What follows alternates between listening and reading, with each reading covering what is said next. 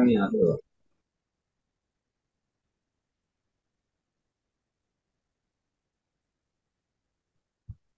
হুম, দেখো।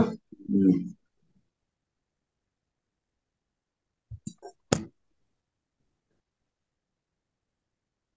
হুম,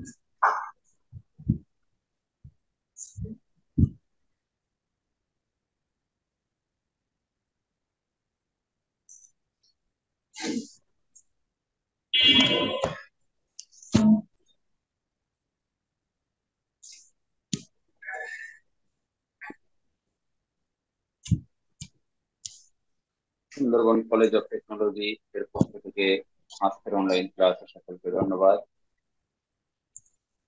আজকের আইসিটি কোর্সের নবমতম ক্লাস। ঠিক প্রতিদিনকার মতো আজকের ক্লাসও আমরা গ্রুপ এ এবং বি থেকে প্রশ্ন এবং তার উত্তর নিয়ে আলোচনা করব। গ্রুপ এ অর্থাৎ সফট স্কিলের মধ্যে আমরা আগেই জেনেছি যে এমসিকিউ এর উপরে প্রশ্ন হয়। এই এমসিকিউ এর প্রশ্ন প্রকৃতপক্ষে কোনো তথ্যসূত্র নির্ধারণ করা নাই, যে কোনো তথ্য থেকে এই প্রশ্নগুলো আসতে পারে।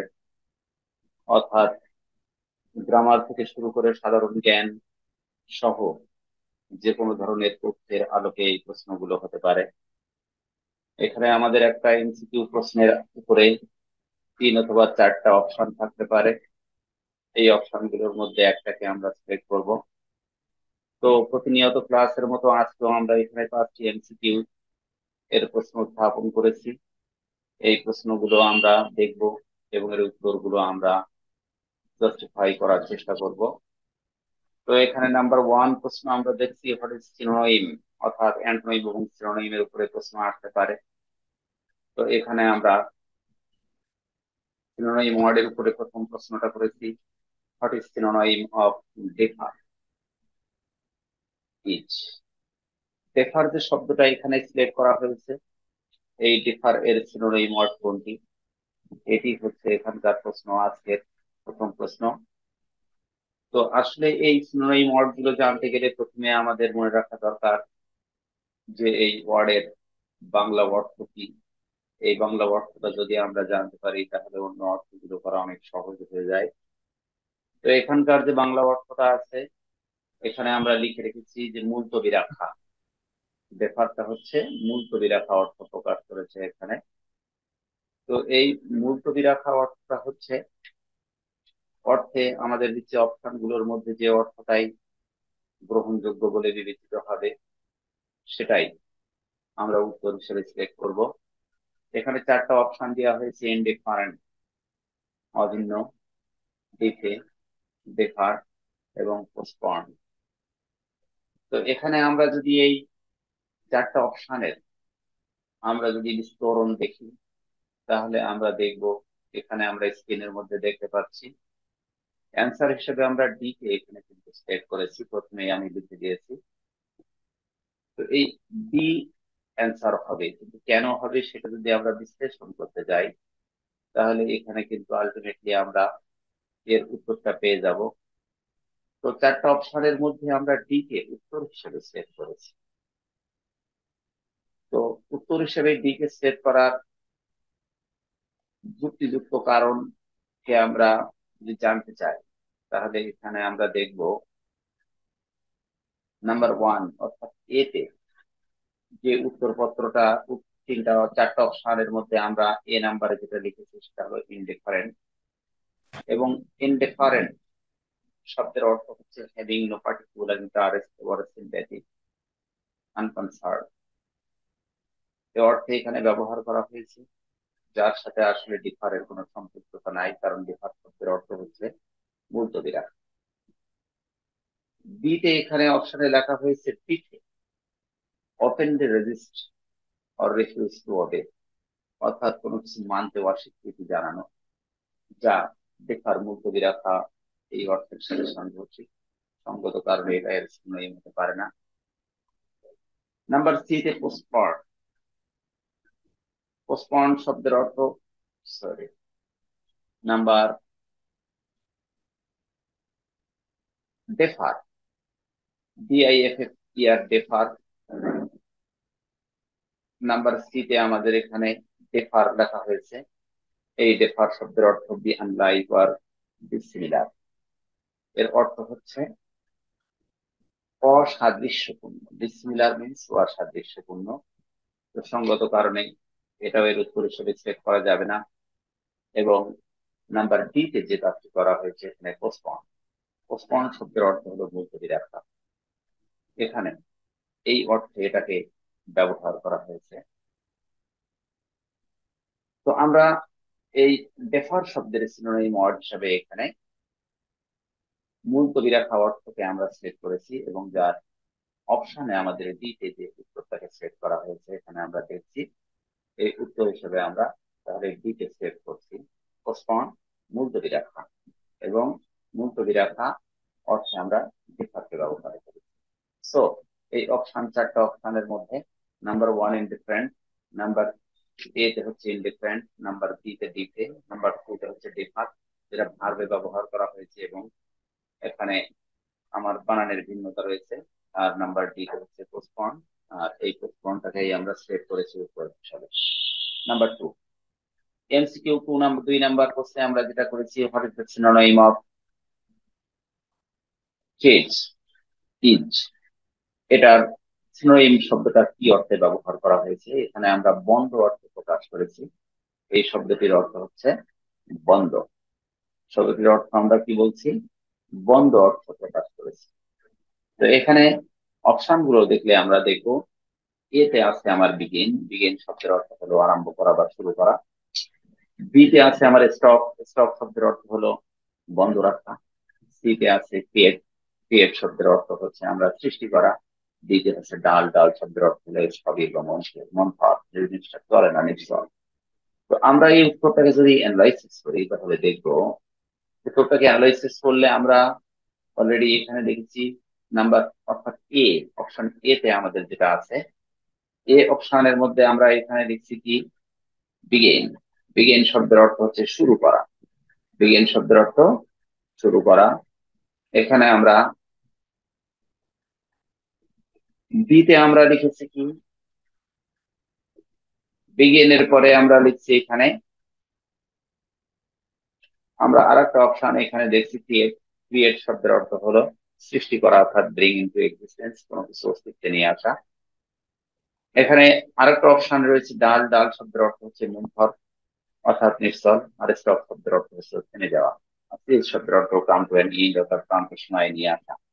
তো এখানে স্টপ শব্দটিকে আমরা কিন্তু উত্তর হিসেবে গ্রহণ করছি, কারণ আমাদের উত্তরপত্রে এখানে আমরা বিগিন যদি ওয়ান টু সিলেক্ট করি তাহলে এর সাথে সাংঘর্ষিক হয়ে যাবে। বি তে যদি আমরা এখানে স্টপ অর্থটা সিলেক্ট করি, আমরা গ্রহণ করি, সেই ক্ষেত্রে এর সাথে সামঞ্জস্যপূর্ণ হবে। সি তে ক্রিয়েট, সৃষ্টি করা অর্থ যদি আমরা এখানে সিলেক্ট করি তাহলে এটাও সাংঘর্ষিক। এবং ডাল, মন্থর, অর্থাৎ মন্থর, এই শব্দটাও কিন্তু এর সাথে সাংঘর্ষিক। সঙ্গত কারণে এখানে আমরা উত্তর হিসেবে সিলেক্ট করছি বি কে, অর্থাৎ স্টপ। স্টপ শব্দটাকে আমরা কিন্তু এখানে উত্তর হিসেবে সিলেক্ট করছি। তো ঠিক একই রূপে আমরা যদি 3 নাম্বার প্রশ্নটাকে আমরা দেখি এখানে MCQ, তাহলে 3 নাম্বার প্রশ্নে কিন্তু আমাদের এখানে আছে what is the synonym of pious. Pious শব্দের অর্থটা কি। পায়াস হচ্ছে ধার্মিক। পায়াস শব্দের অর্থ আমরা কি বলছি, ধার্মিক। পায়াস শব্দের অর্থ হচ্ছে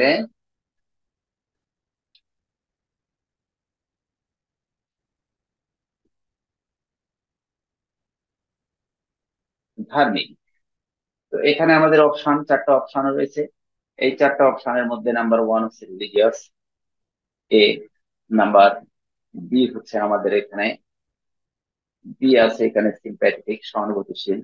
নাম্বার সি তে রয়েছে আমাদের অ্যাফ্রিড, অ্যাফ্রিড শব্দের অর্থ ভীত।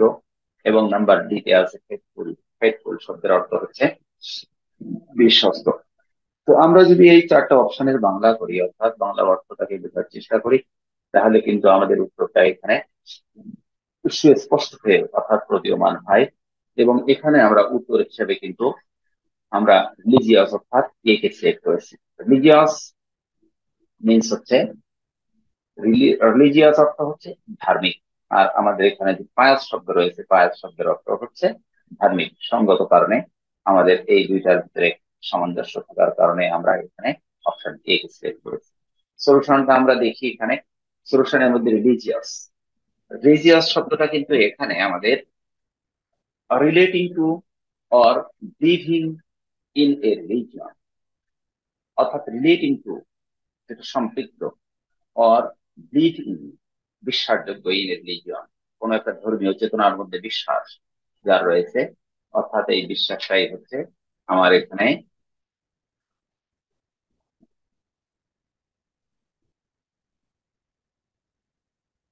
ইমরান হোসাইন শুনতে পাচ্ছেন আমার কথা? শুনতে জি স্যার, পাচ্ছেন? শুনতে পাচ্ছি। হ্যাঁ। জি বোঝা স্যার। যাচ্ছে কি আমি যে কথা বলছি বুঝতে পারছেন আমার কথা? জি জি। ক্লিয়ার আছে না বা স্পষ্ট কোনো কিছু মনে হচ্ছে?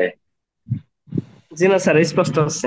আচ্ছা, তো আমরা এখানে যে অপশনটা এখন দেখছি যে রিলিজিয়াস শব্দ, সরি পায়াস, এই পায়াস শব্দটাকে যদি আমরা পার্টস অফ স্পিচে এটাকে অ্যাড করি, অর্থাৎ কোন পার্টস অফ স্পিচ এই পায়াস শব্দটি, তাহলে আমরা এই পায়াস শব্দটিকে কোন পার্টস অফ স্পিচ বলবো? এটা কি জানা আছে ইমরান সাইন? পায়াস শব্দটি কোন parts of speech? What kind of parts of speech is word pious? পায়াসটা আসলে কোন পার্টস অফ স্পিচ জানা নাই? জি আমাদের না স্যার। পার্টস অফ স্পিচ থেকে প্রশ্ন আসতে পারে, এই শব্দটা দিয়ে আমাকে অপশনে বলতে পারে যে কোন পার্টস অফ স্পিচ, সেখানে নাউন, এডজেক্টিভ, ভার্ব এবং অ্যাডভার্ব সহ অর্থাৎ চারটা অপশন দিতে পারে। এই চারটা অপশনের মধ্যে আমাদের যে কোনো একটা অপশনকে সিলেক্ট করতে হবে, যেহেতু 7টা এমসিকিউ আমার প্রশ্ন এখানে থাকবে, 7টারই কিন্তু উত্তর দিতে হবে। এবং এর কোনো সিলেবাস কিন্তু নাই, আমি আগেই বলেছি, কারণ যে কোনো অপশন থেকে এই এমসিকিউ গুলো আসতে পারে। এটা জেনারেল নলেজ থেকে আসতে পারে, আবার গ্রামাটিক্যাল টার্ম থেকে আসতে পারে, আবার এখানে সিনোনিম অ্যান্টোনিম ওয়ার্ড থেকে আসতে পারে, ন্যারেশন থাকতে পারে, আপনার মিডিয়াম ফ্রেজ থাকতে পারে। যে কোনো ধরনের টাস্ক কিন্তু এই 7টা এমসিকিউ থাকবে, অর্থাৎ 30 মার্কস এর মধ্যে কিন্তু 7 মার্কস হচ্ছে এই এমসিকিউ এর। তো এখানে আজকে আমরা যেটা আলোচনা করছি, 3টা প্রশ্ন নিয়ে আসছে এখানে। এমসিকিউ এর মধ্যে মোট 5টি প্রশ্ন আমরা এখানে লিখেছি। এই 5টার মধ্যে আমরা 3টা নিয়ে আসছি সিনোনিম ওয়ার্ড। তো আমরা এখানে 3 নাম্বার যে এমসিকিউ নিয়ে আলোচনা করছি, একটা ওয়ার্ড, এই ওয়ার্ডের সিনোনিম ওয়ার্ড কোনটি, এইটা নিয়ে আমাদের কথা। তো এখানে আমরা 4টা অপশনের মধ্যে 1 নম্বরে আমরা রিজিয়াস লিখেছি। রিজিয়াস শব্দের অর্থ ধার্মিক। এখানে ইংরেজিতে লেখা হয়েছে relating to or living in a religion, যারা নাকি বিশ্বাসী কোন একটা ধর্মের উপরে, তার মানে ধার্মিক। ধর্মকে যারা লালন করে তাদেরকে ধার্মিক বলা হয়। সঙ্গত কারণে এই অপশন এ এর সাথেই বোধহয় এর সামঞ্জস্য রয়েছে। সঙ্গত কারণে এই পায়াস এর সিনোনিম ওয়ার্ড প্রকৃতপক্ষে হবে এখানে রিলিজিয়াস। নাম্বার 2-তে মেবি, নাম্বার 2-তে এখানে লেখা হয়েছে আমাদের, নাম্বার 2-তে আছে সিম্প্যাথেটিক। সিম্প্যাথেটিক শব্দের অর্থ হলো সহানুভূতিশীল, অর্থাৎ সহানুভূতি যার মধ্যে আছে, এই সহানুভূতিশীল ব্যক্তিকে বলা হয় সিম্প্যাথেটিক, অর্থাৎ ফিলিং। ফিলিং শব্দের অর্থ হলো অনুভূতি। Showing or feeling, showing or expressing sympathy. Express শব্দের অর্থ হলো প্রকাশ করা, সিম্প্যাথি শব্দের অর্থ সহানুভূতি। সহানুভূতি অর্থাৎ ফিলিং অনুভূতি, শোয়িং অর এক্সপ্রেসিং সিম্প্যাথি, সিম্প্যাথিকে প্রকাশ করার যে ক্ষমতা বা প্রকাশ করার, এটাই হচ্ছে সিম্প্যাথি। সঙ্গত কারণে এর সাথে আসলে প্রকৃতপক্ষে পায়াসের সম্পর্ক আছে বটে, কিন্তু সরাসরি সম্পর্ক নাই। নাম্বার 3 অর্থাৎ সি, অ্যাফ্রেড। অ্যাফ্রেড শব্দের অর্থ হলো ভীত। তো ফিলিং ফিয়ার অর্থাৎ ভয়কে অনুভব করা, আর অ্যাংজাইটি উদ্বিগ্নতাকে অনুভব করা, অথবা ফ্রাইটেন্ড ভীত হওয়া। সঙ্গত কারণে রিলিজিয়াস ধার্মিকের সাথে এই শব্দের কোনো সম্পর্ক নাই। সো দ্যাট নাম্বার 3 উত্তর হিসাবে এখানে গ্রহণ করা যাবে না। এখন নাম্বার 2-তে রয়েছে ফেথফুল। 2-তে হচ্ছে আমাদের ফেথফুল। তো ফেথফুল শব্দের অর্থ হলো বিশ্বাসী। এখানে remaining loyal and steadfast, অর্থাৎ কোন জিনিসের আইনান আই মানে বিশ্বাস, কোন জিনিসের উপরে বিশ্বাসকে নিয়ে আসা। অর্থাৎ এই শব্দের সাথেও পায়াতের আসলে সম্পর্ক থাকলেও সরাসরি সম্পর্ক এর সাথে নাই। সঙ্গত কারণে আমরা 4টা অপশনকে যদি অ্যানালাইসিস করি, তাহলে এখানে অ্যান্সার হিসেবে আমরা এ কে গ্রহণ করব, এবং এ অপশনের অর্থ হচ্ছে পায়াস। এই পায়াস শব্দের অর্থ হচ্ছে রিলিজিয়াস, ধার্মিক। সঙ্গত কারণে আমরা এখানে অপশন একে সিলেক্ট করেছি সিনোনিম হিসাবে। আমরা পারফেক্ট সিনোনিম পেয়েছি ভিজুয়ালস ভার্বে। তো এখন আমরা আলোচনা করলাম আলোচনা করছি এখানে আমাদের যে কিছু সিনোনিম ওয়ার্ড নিয়েই আমরা আলোচনা করলাম তিনটা। তো এ পর্যায়ে আমরা এই সিনোনিম ওয়ার্ড থেকে বের হয়ে আরো দুইটা অপশন নিয়ে কথা বলবো। এখন যদি আপনারা যারা অনলাইনে আছেন এবং যারা আমার ক্লাস শুনছেন, এই ক্লাস যারা শুনছেন তাদের মধ্য থেকে যদি এই অপশন গুলোর মধ্যে কোনো প্রশ্ন থাকে আপনাদের, আমার কাছে প্রশ্ন করতে পারেন। আমি চেষ্টা করবো আপনাদের প্রশ্নের উত্তর দেওয়ার। কোনো প্রশ্ন আছে? জি না স্যার। এখানে মিন্টু, কি যেন মিন্টু হচ্ছেন নাকি? স্যার মিন্টু হচ্ছেন? জি স্যার। জি স্যার। তারপরে আরেকজন দেখছি বারবার আসছে একটা নাম্বার নিয়ে, ইনি কি যোগ হতে পারেননি আমার সাথে? এই যে দেখছি। তো যাই হোক, কি মিন্টু হোসেন, কি কোনো প্রশ্ন আছে নাকি আমার কাছে? জি না স্যার। কেন, কিছু বোঝা যায়নি? আমি যে কথাগুলো বললাম এই কথা কি বুঝতে জি পেরেছেন? আপনি লাস্টের বুঝতে দিকে পেরেছেন? জি, জয়েন হওয়ার পর থেকে বুঝছি স্যার। বোঝা গেছে না? তাহলে জি আমাদের প্রথম কথা হচ্ছে এই পরীক্ষার জন্য ভয়ের কোনো কারণ নাই, একেবারে সহজ প্রশ্ন হবে। তো প্রশ্নের তিনটা গ্রুপে প্রশ্ন হবে, এটা কি জানা আছে? গ্রুপ এ, বি এবং সি তে প্রশ্ন হবে, এটা কি জানা আছে আপনার? গ্রুপ জি না স্যার, এ, আমি বি আজকে এবং সি। গ্রুপে জয়েন তাহলে করলাম। এই প্রশ্নগুলো তো আমার কাছে একটু জিজ্ঞাসা করতে হবে। গ্রুপ এ তে 7 মার্কস থাকবে। আমার প্রথম বা দ্বিতীয় ক্লাসে একটা সিলেবাস দেওয়া আছে, এই সিলেবাসের মধ্যে ডিটেলস লেখা আছে। যদি সিলেবাস থেকে জানা সম্ভব না হয় তাহলে আমার সাথে পার্সোনালি যোগাযোগ করে হোয়াটসঅ্যাপ নাম্বারে, আমার যে গ্রামীণ নাম্বারটা আছে এই হোয়াটসঅ্যাপ, এটা রাত্রে যোগাযোগ করে আমার কাছ থেকে জেনে নেবেন। তো তিনটা গ্রুপের জি উপরে স্যার। প্রশ্ন হবে, গ্রুপ এ, বি এবং সি। গ্রুপ এ তে 7 মার্কস থাকবে, multiple choice. Group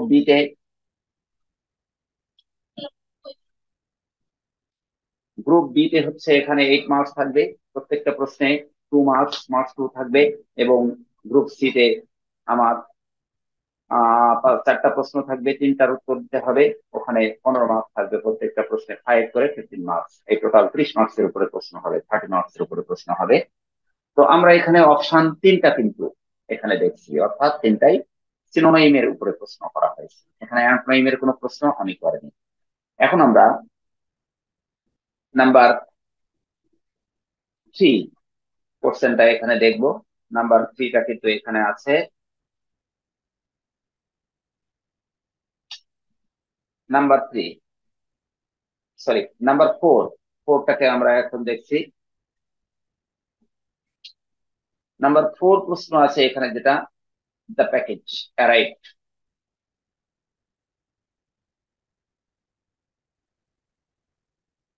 the package arrive, the expected delivery date.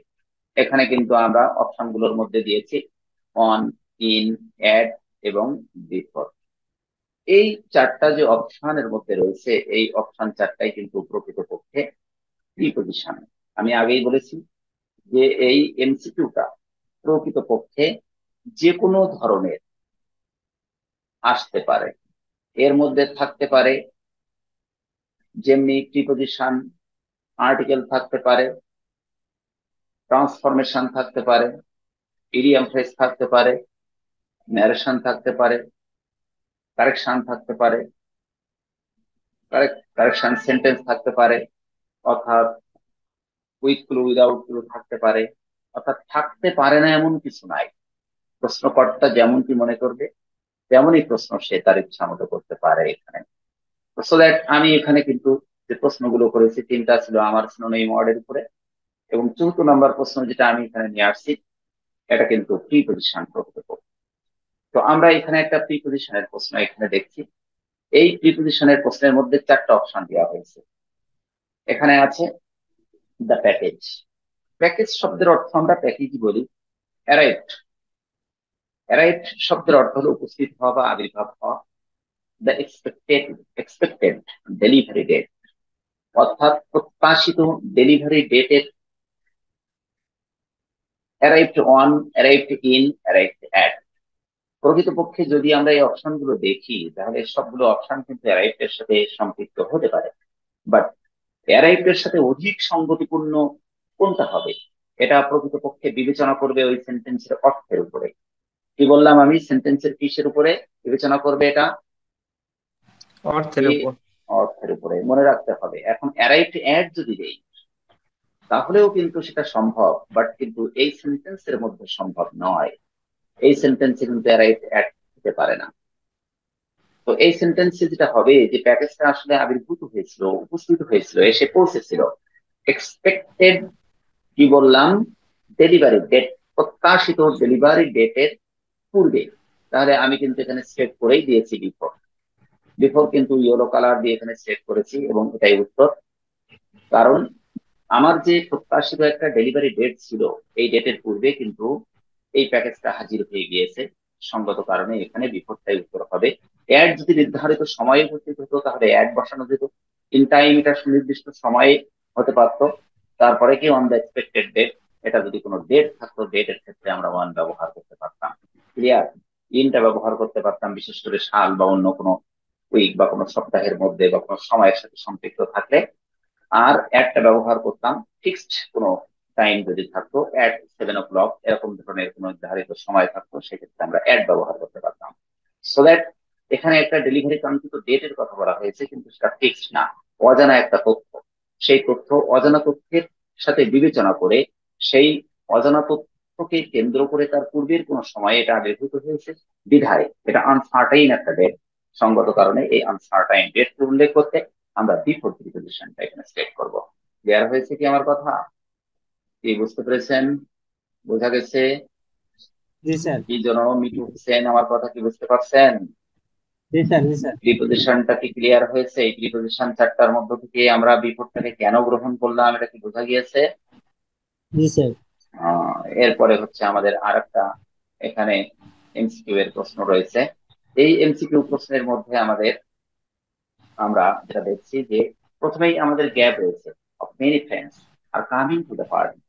Many friends, বন্ধু, এই বন্ধুকে তো ওজন করা যায় না, নাকি? যায় নাকি? Many of my friends. বন্ধুদেরকে কি ওজন করা যায়? ওজন করা যায় না। তো সো দ্যাট এখানে গণনার যোগ্য বন্ধু, ফ্রেন্ডস একটা নয় কিন্তু অনেকগুলো বন্ধু, সঙ্গত কারণে একজন, Many. দুইজন, তিনজন। হ্যাঁ, জি স্যার, এই, যেহেতু পার্টির কথা উল্লেখ করছে অনেক হবে। জি জি, তো এই ধরনের সংখ্যাবাচক কোন বিষয়ের সাথে সম্পৃক্ত কোন তথ্য উপস্থাপন করতে আমাদের মেনি শব্দটাকে ব্যবহার করতে হয়। বোঝা গেছে কি? Many of G my sir. Friends, আমার বন্ধুদের মধ্য থেকে অনেকেই, are coming to the party, তারা আসিতেছে এই পার্টিতে, এই পার্টিতে তারা আসতেছে। এই মাস শব্দটাকে আমরা সিলেক্ট করলাম না, কারণ এটা গণনাযোগ্য একটা বিষয়, এবং গণনাযোগ্য বিষয়কে উল্লেখ করতে আমরা মেনি বসাবো। আর মোর বসাতাম তখন যদি মোরটা হচ্ছে কি কম্পারেটিভ সাইন, সুতরাং কম্পারেটিভ কোন স্যার, তথ্য। এখানে তো মাস মাস ব্যবহৃত হয় বেসিক্যালি ম্যাটেরিয়াল নাউনের ক্ষেত্রে। জি, অবশ্যই।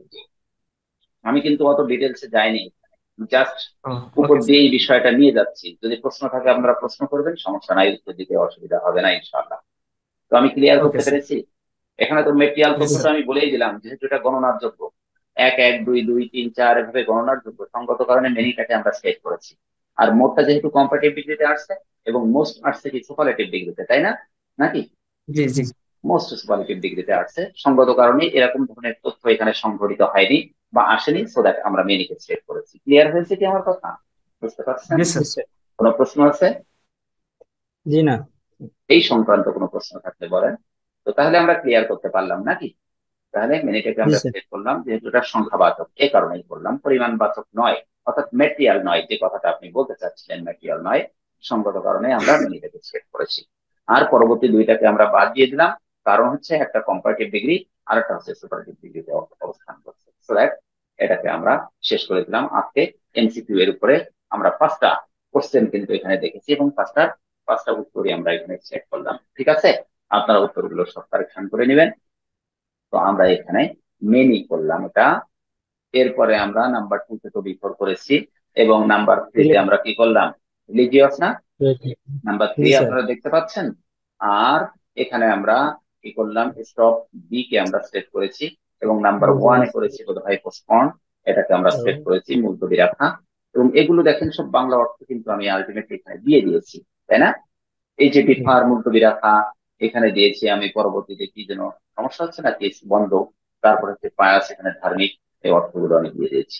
তো তো এখন আমরা যে বিষয়টা নিয়ে কথা বলবো, এখানে কিন্তু ডিটেলস আছে, আমি যে বিষয়গুলো কিন্তু ইংলিশে ডাইভার্ট করার চেষ্টা করেছি। এবং এই আজকের ক্লাসটা আমি আজকে রাত্রে যদি আল্লাহ বাঁচিয়ে রাখে তাহলে এটা অনলাইনে আপনাদের দিয়ে দেবো পিডিএফ করে, ওখান থেকে আপনারা দেখে নিতে পারবেন। আচ্ছা, এরপরে আমাদের যে প্রশ্নটা হচ্ছে গ্রুপ বি। গ্রুপ বি এর মধ্যে আমাদের থাকবে স্পিকিং স্কিল। আগে কিন্তু সফট স্কিল গ্রুপ এ তে, যেটা এমসিকিউ থাকবে। আর গ্রুপ বি তে থাকবে স্পিকিং স্কিলের মধ্যে আমাদের মার্কস থাকবে 8, এবং প্রশ্ন থাকবে কিন্তু 4টা। কয়টা প্রশ্ন বললাম? 4 প্রশ্ন থাকবে, 4টা। 4টারই উত্তর দিতে হবে, এবং প্রত্যেকটা প্রশ্নে 2 মার্কস, 2 করে 8 মার্কস। তো 1 নাম্বার যে প্রশ্ন থাকবে গ্রুপ বি এর মধ্যে 8 মার্কসের, এই মধ্যে গ্রুপ বি তে নাম্বার 1 যে প্রশ্নটা থাকবে এটা হচ্ছে ইডিয়াম ফ্রেজ। এই ইডিয়াম ফ্রেজটা আগে আমি কয়েকটা ক্লাসে বেশ কিছু ইডিয়াম ফ্রেজ দিয়েছি, এবং এই ইডিয়াম ফ্রেজ এ পর্যন্ত যা এসেছে খুবই সহজ, যেগুলো আমরা 9-10-এ পড়েছি এরকম ধরনের ইডিয়াম ফ্রেজ আসবে। তো ইডিয়াম ফ্রেজ গুলো যখন আসবে, 3টা ইডিয়াম ফ্রেজ আপনাদের আসবে এই গ্রুপ বি তে প্রথম প্রশ্নে। ওই 3টা ইডিয়াম ফ্রেজের মধ্যে 2টাকে উত্তর দিতে হবে, 2টা। 3টার মধ্যে 2টা উত্তর দিতে হবে, এখানে 2 মার্ক থাকবে। তো ইডিয়াম ফ্রেজ গুলো লেখার সময় আপনারা এর অর্থটা, অর্থাৎ প্রথমে আপনার প্রশ্নটা লিখলেন, যে ইডিয়াম ফ্রেজটা পড়লো সেটা আপনি লিখলেন, লেখার পরে এর অর্থটা কিন্তু আপনারা ইংরেজিতে লেখার চেষ্টা করবেন। যেমন অ্যাট অনস এলবো, এখানে কিন্তু আমি লিখেছি, দেখেন 1 নম্বরে নিয়ার অ্যাট হ্যান্ড লিখেছি নাকি, হাতের কাছে। এবং এই বিষয়টা কিন্তু অ্যাডভার্বে রূপান্তরিত করেছে, এরকম ধরনের তথ্য বহন করে। তো আমরা নিয়ার অ্যাট হ্যান্ডটাই লিখবো, হাতের কাছেটা লেখা জরুরি নয়। এটা বাংলাটা আপনি লিখতেও পারেন, নাও পারেন, লেখার কোনো প্রয়োজন নাই, তবে এর অর্থটা ইংরেজিতে লেখার চেষ্টা করবেন। যদি ইংরেজিতে লেখা সম্ভব না হয় তাহলে কিন্তু বাংলায় লিখবেন, অর্থাৎ অর্থ ছাড়া এটাকে ট্রান্সলেট করবেন না। আমি কি ক্লিয়ার করতে পেরেছি আমার কথা? জি স্যার। আমি কি বোঝাতে পারছি? অনেক সময় দেখা গেল যে একটা ইডিয়াম ফ্রেজ আসছে, আমি বাংলাটা মোটামুটি জানতে পারছি বা করতে পারছি, মেবি ইংলিশটা আমি নিয়ে আসতে পারছি না, এটা অনেক সময় হয়ে পড়ে, হতেই পারে। যে যতই পণ্ডিত হোক না কেন সবকিছু কিন্তু একটা মানুষ জানবে না, জানবে না।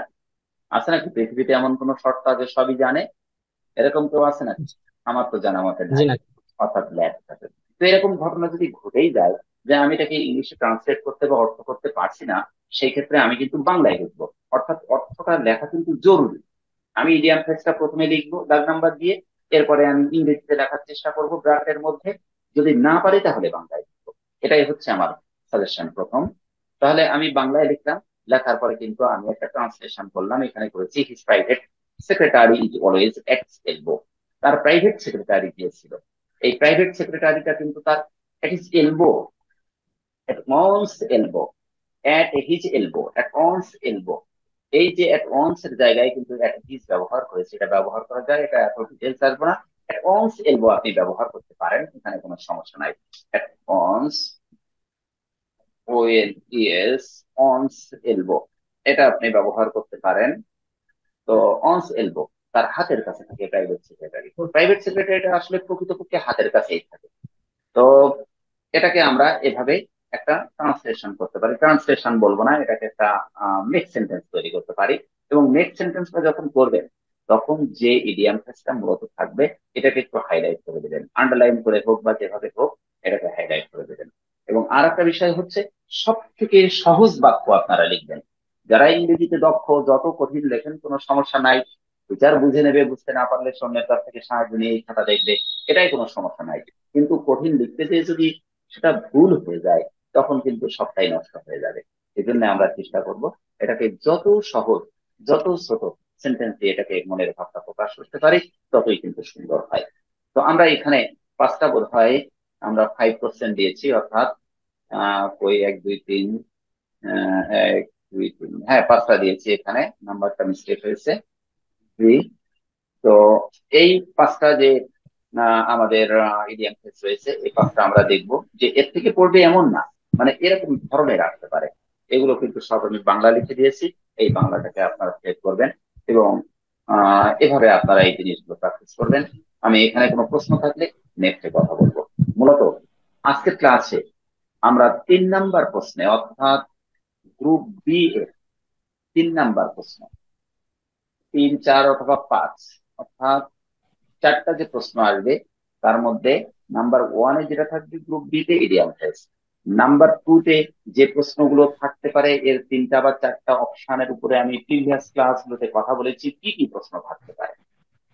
তো নাম্বার 3-তে আমাদের এই যে শর্ট কনভারসেশন যেটা বলা হয় এখানে একটা উপস্থাপন করেছি 3 নাম্বার কোশ্চেনে এই শর্ট কনভারসেশনটা থাকবে বা থাকতে পারে।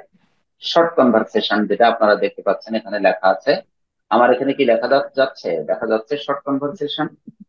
জি স্যার দেখা অলকা যাচ্ছে। রানী না কি যেন দেখছি একজন আবার যোগদান করলেন, অলকা রানী শুনতে পাচ্ছেন আমার কথা? হ্যাঁ স্যার শুনতে পাচ্ছি, কিন্তু আমি দেখতে পাচ্ছি না, আবার আর দেখতে পারলে তখন আর শোনা যাচ্ছে না এরকম। তাহলে সমস্যা কি আমার না আপনার? আমার সমস্যা আমি বুঝতে পারছি না কি করবো। স্যার আমাদের কোনো সমস্যা হচ্ছে না। আচ্ছা, সমস্যাটা আপনি অতিক্রম করে ফেলবেন কারণ পরীক্ষা কিন্তু আগামী মাসে, এবং আমি খুব দ্রুত একটা সাজেশন দিয়ে আমি উত্তরপত্র সাথে দেওয়ার চেষ্টা করবো ইনশাল্লাহ। তো এই যে ক্লাসগুলো হয় ক্লাসগুলো একটু খেয়াল করা দরকার, এগুলো এতটাই সহজ, একটু ক্লাস করলেই আমার মনে হয় খুব সহজে এই সাবজেক্টটায় ভালো একটা মার্কস পাওয়া যাবে। যেহেতু 30 মার্কস রয়েছে আপনাদের পরীক্ষায়, আর 70 মার্কস তো আমার হাতেই, মানে আমাদের হাতে আর কি, আমার হাতে বলবো না, আমাদের হাতে। ওটা আমরা প্র্যাকটিক্যালের মাধ্যমে 70 মার্কস দিব, আর 30 মার্কস এর মধ্যে আপনাদের পাস করতে হবে। তো এই পাস করার জন্য এই ক্লাসগুলো খুব জরুরি। একটু ক্লাসগুলো ফলো করলে আমার মনে হয় খুব সহজে পাস করা সম্ভব হবে।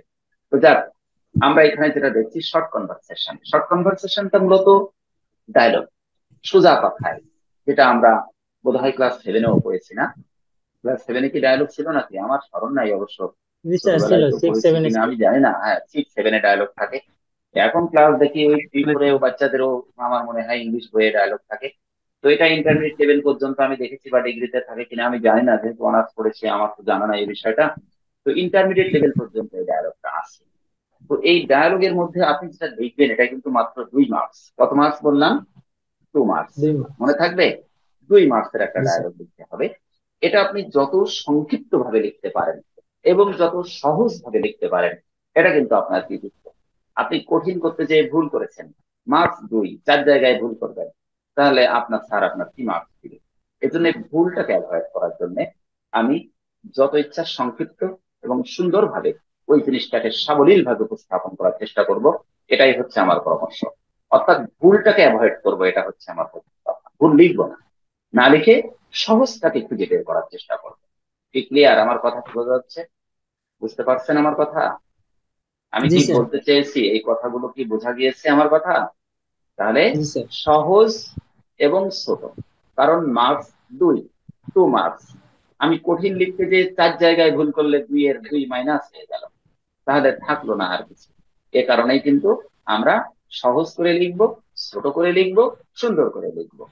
তো এখানে আমি একটা ডায়লগ কিন্তু এখানে আমি উপস্থাপন করেছি, অর্থাৎ যেটাকে আমরা শর্ট কনভারসেশন বলছি। আমরা বিষয়টা এখানে প্রথমে লিখে রেখেছি, a short conversation between you and your boss. তুমি এবং তোমার বসের মধ্যে একটা কনভারসেশন করতে হবে। অর্থাৎ আমি চাকরি করি বা আপনি চাকরি করেন, আপনি আপনার বসের সাথে একটা বিষয়ে আলোচনা করবেন। তো বসের সাথে যে বিষয়গুলো আলোচনা করা হয় বিভিন্ন বিষয়ের উপরে আলোচনা থাকতে পারে। তো এখানে কিন্তু আমরা একটা বিষয় সেট করে দিয়েছি। এখানে আছে ইমরান হোসেন, আর আছে কি যেন মিন্টু হোসেন। এই মিন্টু হোসেনকে ক্যামেরায় দেখা যাচ্ছে না কেন? মিন্টু হোসেন জি কই? স্যার। হ্যাঁ, ক্যামেরায় নাই কেন মিন্টু হোসেন? একটু পড়েন তো দেখি আমার বিষয়টা কি আছে এখানে। এই তো এবার মিন্টু হোসেনকে দেখতে পেয়েছি। আপনি কি জি স্ক্রিনটা স্যার। দেখতে পাচ্ছেন? আমার স্ক্রিনটা দেখা যাচ্ছে? জি স্যার দেখা যাচ্ছে। হ্যাঁ, পড়েন তো দেখি আমার বিষয়টা কি, শর্ট কনভারসেশনটা কিসের উপরে আমি এখানে লিখছি। এখানে মাই সেলফ প্রথমত হ্যাঁ, লেখা আছে না হলো না না, আমি বিষয়টা system- এই যে বিষয়টা আমি সেট করলাম, এটা একটু পড়েন। এটা এই যে আমি ইয়েলো করে দিলাম, a short conversation between you and your boss about your self environment। সেলস মানে এনভায়রনমেন্ট, তাই না? তো স্যার বস এবং এনভায়রনমেন্ট আপনার সম্পর্কে। মধ্যে সেলস এনভায়রনমেন্ট মানে কি? বিক্রির পরিবেশ। ইংরেজির নামটা কি যেন আপনাদের? ইংলিশের নামটা কি? Business English. মনে রাখতে হবে কি English? Business English. Business English. এটা কিন্তু মনে রেখে সব প্রশ্নগুলো কিন্তু উত্তরপত্র তৈরি করতে হবে। যা প্রশ্ন পড়বে সব বিজনেসের উপরেই পড়বে। জি স্যার। বিজনেসটাকে রিডিং জড়ানো করবো থাকবে। বাকিগুলা স্যার? জি জি, হ্যাঁ আমি একটু পরে বলছি। তাহলে বিজনেস কিন্তু জড়ানো থাকবে সাথে, এটা মনে রাখতে হবে। এবং এই মার্কসটা যারা একটু ভালো করে, বিশেষ করে ভাইবা তো একটা হবে, ভাইবা বোর্ডে এর উপরেই টুকটাক প্রশ্ন করা হবে। তো নাম্বারটা তো আমরা দিব আসলে আপনাদেরকে মানে সর্বোচ্চ দেওয়ার চেষ্টা করব, নাম্বারটা তো দিতে চাই আমরা। তো সেই দেওয়ার একটা পরিবেশ তৈরি করে দিতে হবে, জাস্ট এই ছাড়া আর কিছু না। গতানুগতিক পাস করে কিন্তু লাভ নেই। এবার কিন্তু অনেকগুলো স্টুডেন্টকে অনেক মার্কস দেওয়া হয়েছে, যে মার্কসের কারণে তারা একটা ভালো রেজাল্ট তৈরি করতে পেরেছে। তো যাক, আমরা এখানে যেটা দেখছি, শর্ট কনভারসেশনটা করব কার মধ্যে?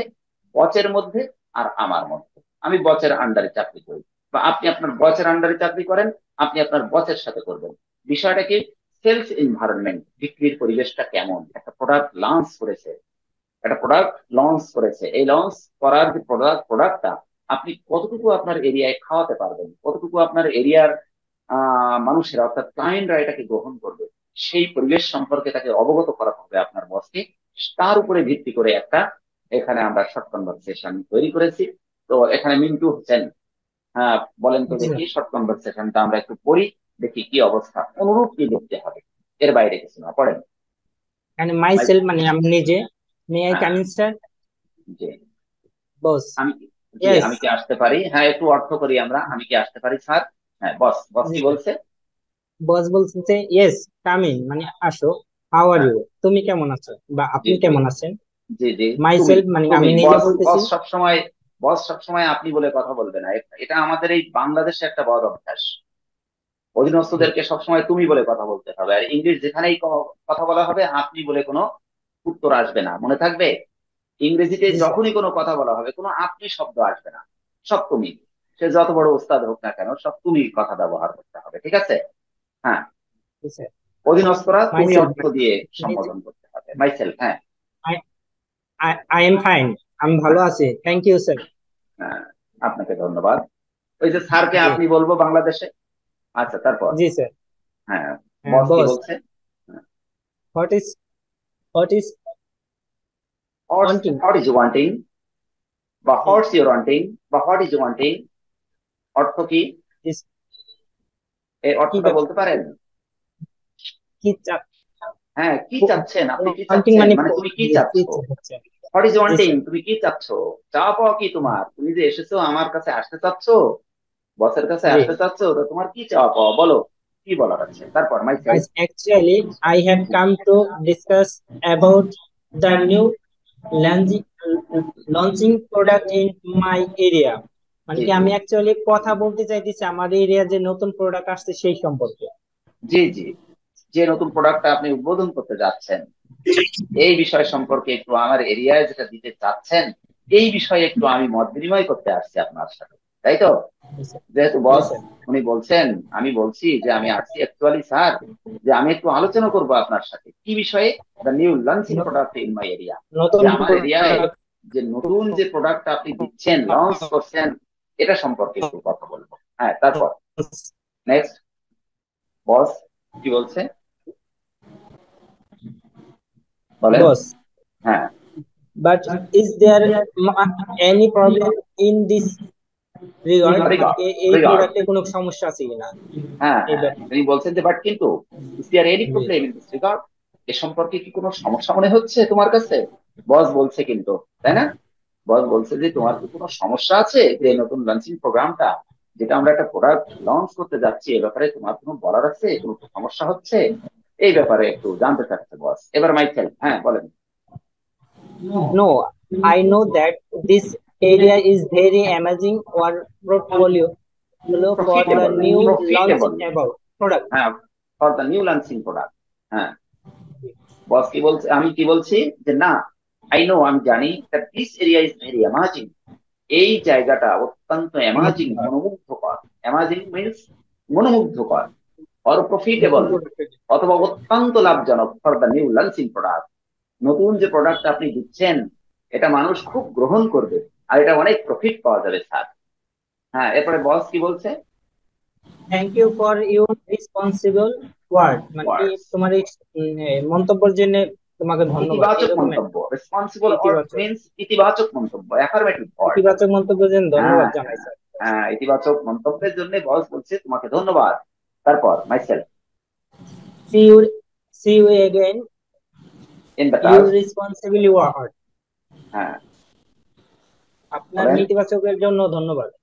জি জি, এবার see you again in the task, please me, you are welcome.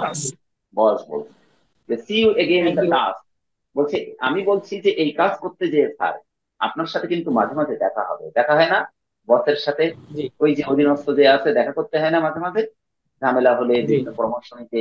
তাই আমি আবার বলছি যে see you again in the task, sir কাজের ফাঁকে ফাঁকে দেখা হবে আবার, নাকি?